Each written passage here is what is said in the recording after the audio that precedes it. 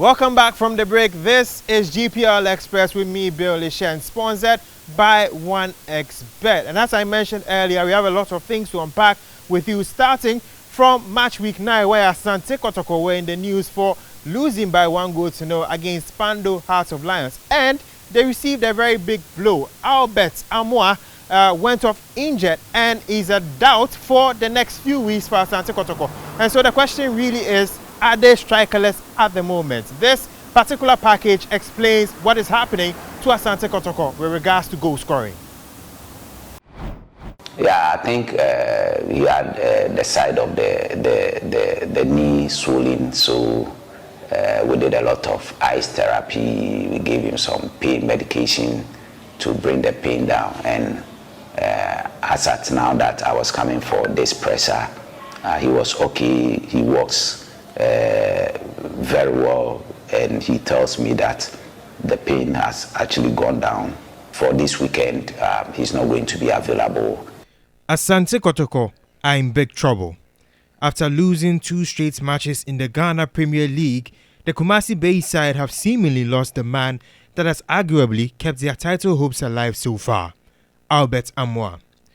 The striker joined the Porcupines after Great Olympics were relegated to the Division 1 League, and in the space of about 2 months has become almost indispensable to the side, scoring 5 of the side's 8 goals this season. This, in mathematical terms, amounts to 62.5% of the team's goals. But with his availability in question due to injury, Kotoko have to make adjustments. I can report to you that Albert Amoah looks likely to miss the next 3 to 4 games of Asante Kotoko. That means he's likely to be out for at least a month. And I can tell you that from the training that was conducted, Prosper Ogum is likely to use Elvis Gpl or Dawuda Saka as the leading striker. Those are the 2 options for Coach Prosper Ogum. So we expect that when Kotoko plays Bechem United on Sunday at the Nana Fosuji Ball Park, it is one of Elvis Gpl or Dawuda Saka who will lead the lines for Asante Kotoko. With a 22-year-old out for possibly a month, Kotoko could miss his services in the Super Clash against Hearts of Oak in December. In essence, the club is currently without a pure goal scorer available after Uwebi Agub, the other finisher from Sudan, alongside his countryman Esmat Mohamed, are yet to be found after reaching USA. The club is getting closer to finding a solution though, with a familiar face from the past currently in camp. Former player Kwame Poku, who scored some 8 goals in the first round, was transferred under former CEO of the club, Nana Yamposa.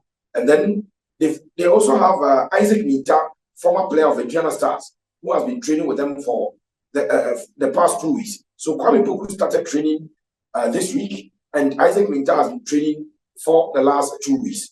We understand that there is a special dispensation where Asante Kotoko can register a player who is a free agent and was not in the country as at the time the transfer window was closing. So that is something that management is also doing to try to, as it were, mitigate this problem. Kotoko will travel to Bechem United next. Prosper Ogum will be forced to try something different and would hope to get positive results. Will he survive the hardships without his clinical talisman? But of course, it's time for our one-on-one session, and the man that we called upon is a manager that actually managed Asante Kotoko before Hearts of Oak and other big clubs in the Ghana Premier League. His name is Paa Kwesi Fabin. It's time for our one-on-one session here on Gpl Xpress, and the man joining us today is Coach Paa Kwesi Fabin, who is the head coach of Legon Cities, has coached Accra Hearts of Oak, has coached Asante Kotoko and a number of clubs as well. Coach, it's a pleasure having you here on Gpl Xpress. First of all, you joined Legon Cities back in 2023, and now you've already gone through 1 season, and this is your 2nd season with the club. How would you rate your time so far at Legon Cities? Do I have to rate myself? Yes. I don't know how to rate it, but it's been topsy, up and down here and there. So I would say it has not been bad actually. So how intense has the pressure been since you joined the club back in 2023? No, there's no pressure on me at all. Well, Coach, last season you mentioned how Dreams FC had made Ghana proud by reaching the semi-finals of the CAF Confederation Cup. Now this season, Samatex and Nswatraman tried, but none of them managed to reach the inter-club competitions in Africa. How disappointed were you when you saw that happen? Well, definitely, I think every Ghanaian was disappointed because we thought we could get the teams up there, maybe in the final, so that the number of teams that will qualify for the championship will increase. Unfortunately, it didn't happen, so that was my disappointment. At match week 9, we are seeing BBN Gold Stars at the top of the Ghana Premier League table. Can you say that these clubs are basically ending the traditional dominance that Asante Kotoko and Hearts used to have? Well, we've just played 9 matches, isn't it? You can't write them off. You can't write Hearts off, you can't write Kotoko off. But then I believe that these other teams like BBN Gold Stars, Nations, Samatex and Co, they are all doing very well because I believe they've really invested in their teams. And in association football, if you do good investment, you get good results. That's what I've seen. Also, Coach, you were the coach of Asante Kotoko at some point. I mean, currently this season, they are still challenging for the trophy, but they've only scored 8 goals in their first 9 games. And basically, the fans are calling it a 1-goal project for Kotoko. What do you think they should do to solve their goal-scoring problems?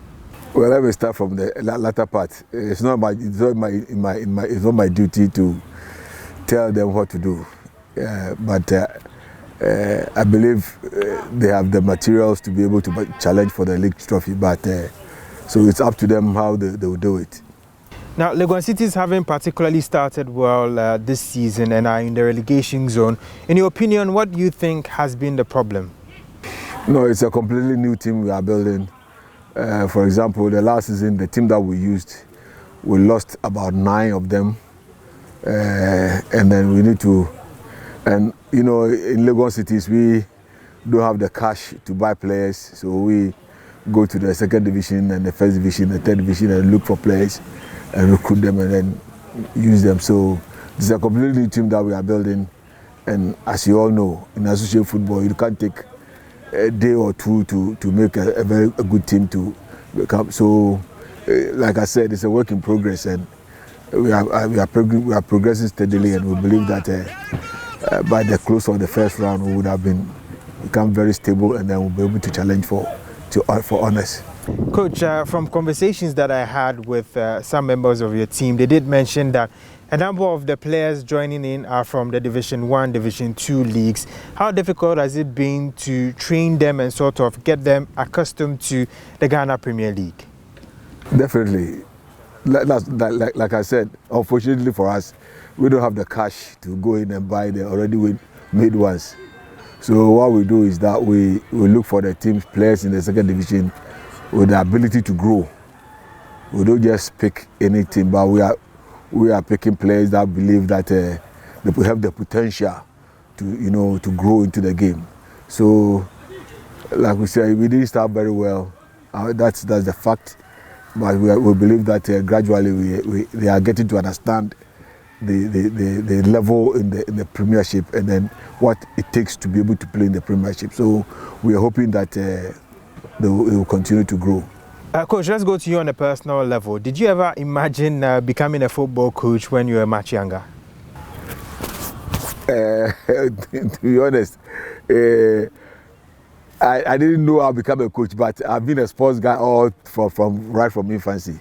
You know, I remember at a time in the university, for example, I was playing soccer, hockey, basketball, handball, and all that. I was an all-rounder, but I never envisaged that I'll become a coach. In fact, I always mention his name. It was Coach Esbenendorf who actually brought me to coaching. You know, I was in the secondary school as a PE tutor, so I was doing my stuff there until Medendorf came around to Kotoko. I think I've forgotten the date, but he came and then he came and watched one of our games. I was the P master for Secretary Secondary School, and you know what those days what we were doing. We were winning we beating every school in Ghana, and he watched one of our games, and then he called me that he wanted to start at a 20 team in Koroko, and that he wants me to be in charge, and that's how I got into coaching, and I've stayed there till now. But I've never regretted. Yeah, you see, you never regretted. You mentioned being an all-rounder. Like, what particular sport did you envisage going in apart from football? In fact, I was a national hockey player. I played for the national team for over 10 years, and I was playing for Bank of Ghana, the Checkers. So hockey was my aid area. So a lot of people who knew me in hockey, when they saw me in football, they were surprised. But it was just a transfer of skill to soccer, and that is what has taken me. Coach, you've managed a lot of players during your time as a head coach. If I'm to put you on the spot, which player would you say has been the greatest player you've ever coached? If I don't have a single player that I can mention, a lot of good players have been coached by me, and most of them have excelled. I can mention Sule Muntari, I can mention Joseph Pencil, Kudus.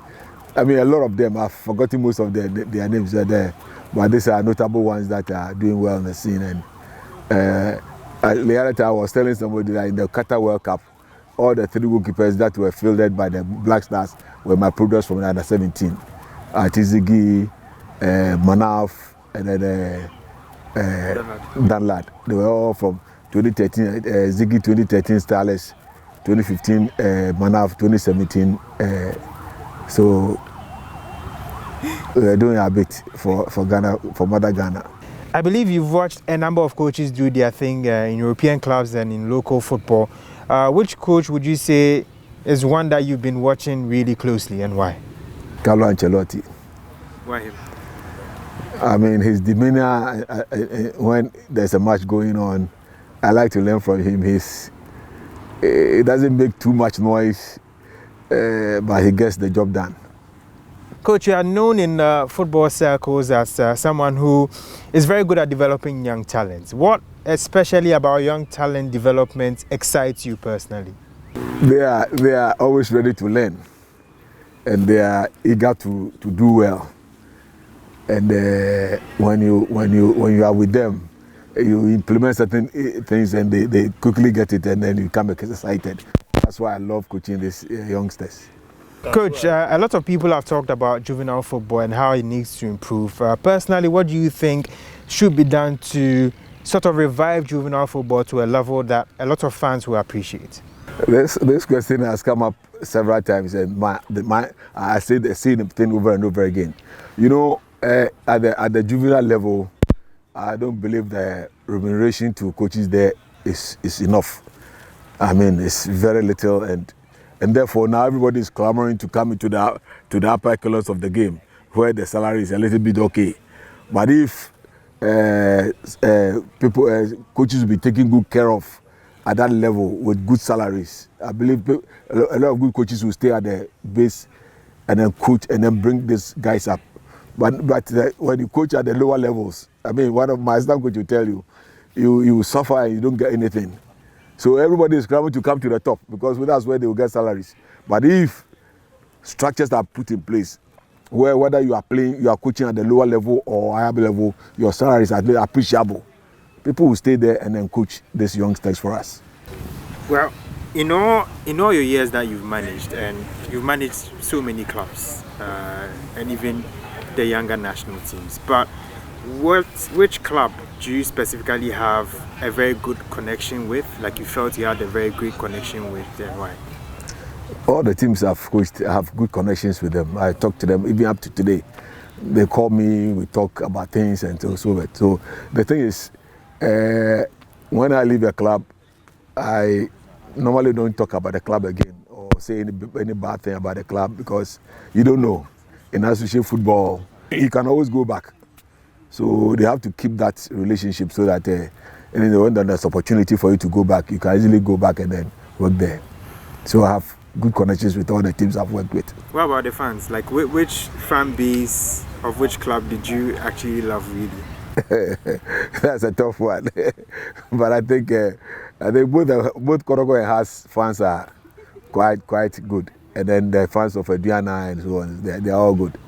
Coach, Legon Cities narrowly missed out on the final of the MTN FA Cup. Looking at this season, do you target actually winning it this time? We are working hard to be able to win it this time around, because my chairman is so fascinated about FA Cup. I don't know why, but he always tells me, Coach, just win the FA Cup for me, and that is what. So we are going to work hard and see if we can achieve that for him. Coach, considering the start that Legon Cities have had, what is now your target for the rest of the campaign? Definitely, we didn't start well, but so we are fighting that at least we'll be around among the first 6 if possible. We're going to work hard and get there. So, Coach, what do you want to tell the fans of Legon Cities who have been watching the club and are hopeful for great performances from the team? Well, we'll say that when people tell me that we should tell our fans, I don't know, Legon City, how many fans do we have? We don't, but I will have sympathizers. But we are praying that a lot of people will come and support us, especially those around in these areas. Since we are playing at Legon Stadium, they should come around and support us and help us at least get some great proceeds to help the club grow from one level to the other. So that's what I'll tell the fans. Again, a big thanks to you, Coach Paa Kwesi Fabin, for joining us on Gpl Xpress. It's a real pleasure having you here. And hopefully we meet again some other time and then talk more about football. Now, that was a one-on-one session with Coach Paa Kwesi Fabin. But let's move on to our On The Spot. And the man for us is Frank Akoto, who is the captain of Legon Cities and former player of Ashanti Gold.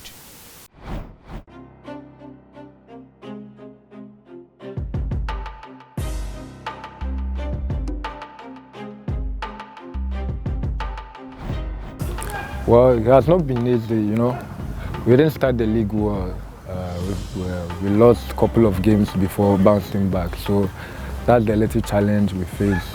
And then I faced as a captain. But then the players they are very supportive. Everybody is ready to learn. So it has not been easy, but it's okay and it's okay. Well, I like Banku and Okros too. Banku and Okros too. Yeah. How many times do you eat it during the week? Probably 3 to 4 times. Hey. You know, after training session, you have to eat good, you know. Well, I love Sarkodien and Esther Smith. I love them, you know. Sarkodien is very inspiring, you know. And then Esther Smith too, you know. It's one of the best in Ghana, talking of gospel music. I love Jerome Boateng and Jerry Akaminko. I love them, you know. When I was young, I look up to them. And then they really inspired me, you know. Jerry is one person that I know personally, so I used to learn from him. Well, I'll go for Setose, formerly my former playmate at Ashgood. Yeah. Why him? You know, Seth is very good. You know, he was very close to me, and he's very talented.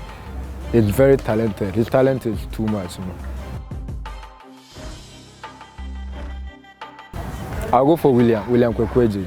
What does he do that makes him funny? You know, that guy is very funny, you know. It's very, very funny. I don't know how to describe it, but it's very funny. He cracks jokes in training most times when you're in camp. It's very funny. Well, I'll go for myself in the team. Well, all around, you know, talking about casual, everything. Well, I'm a very good passer, and then very good in the air as well. And then I love to win, you know. I love to win. Dream move to play in Europe and then probably play for Ghana Black Star. Well, I'm a professional player, so every club that will help my development, I'm okay. Well, a day before the game, I sleep early. I try to sleep early and then wake up early as well and then pray. And then during match days, I love to listen to music and then read the Word of God. Well, from the past, I would say Hafiz Konkoni, formerly of Bechem. And then this season, I'll go for, let's say, Lomote.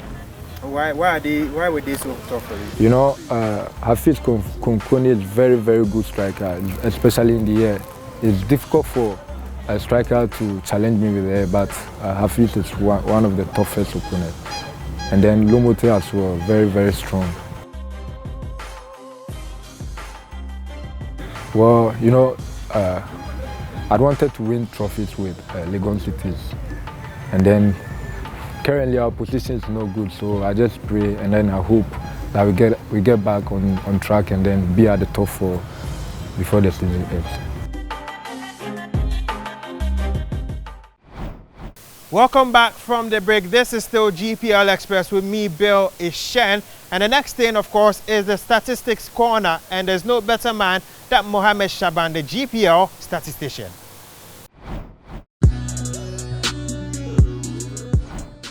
This Stats Corner, my name is Shaban Mohammed, coming your way with all the statistics ahead of match day 10 of the Ghana Premier League. And among all the 18 Premier League teams, it's only Gold Stars who are currently unbeaten in the Ghana Premier League. In match day 10, they face Young Apostles at Weji Stadium. Apart from the unbeaten run, we look at the general statistics of the Ghana Premier League, where we have 81 matches played after match day 9, and we have 125 goals scored in the league, and with the home teams dominating with most of the wins, and also the second half goals also having dominance in the Ghana Premier League. We'll move on to the away wins. Nations FC last season recorded 4 away goals, but this season Nations are on top after match day 9 of the Ghana Premier League, winning 3 away games, and also Mediama Sporting Club and Heart of Folk all having 2 away wins each after match day 9 of the Ghana Premier League. And with the most home wins, we have Gold Stars, who are currently on top of the Ghana Premier League, having 4 home wins. They had the opportunity to make it 5, but they drew against Dreams FC, who are yet to record a victory in the league after match day 9. All right, so we move on to the clean sheets table, and Kofi Mensah of Nations FC has 6 clean sheets after match day 9 of the Ghana Premier League. Then we have Lawrence Osei of Heart of Lions having 6, and Yimano Kobi of Bibiani Gold Stars also having 6 clean sheets. And then 5, we have Benjamin Asari of Heart of Folk also having 5 clean sheets. Last season, Benjamin topped the clean sheets table with 16 for Great Olympics, who were relegated in the season. This season at Heart of Folk, in his first season, he has 5. We build up to the match day 10 fixture, and one of the key fixtures we are looking at is Bechem United facing Kumasi Asante Kotoko at the Nana Fosu Giabo Park. In the last 4 seasons, Bechem United have recorded 2 wins with 2 draws. In 2020-2021, they recorded 2-0 victory against Kumasi Asante Kotoko. In 2021-2022, it ended goalless draw. In 2022-2023, Bechem won 2-1 against Kumasi Asante Kotoko. In last season, 2023-2024 season, the scoreline ended goalless draw. This weekend, Bechem United will host Kumasi Asante Kotoko. And of course, Kotoko have lost their last 2 games. Bechem United are winless in their last 3 matches, drawing all the games. This will be the interesting fixture in match day 10 of the Ghana Premier League. My name is Shaban Mohammed. This is Stats Corner. Now it's time to bring an end to another episode of Gpl Express. Remember, this show is sponsored by 1xBet. They have a 300% welcome bonus. Register at 1xbet.com.gh with the promo code FREEG1. And of course, remember to visit any Ghana Premier League center to watch the best local football that Ghana has to offer. My name is Bill Ishen. Until next week, have a great weekend. Gpl Express is brought to you by 1xBet.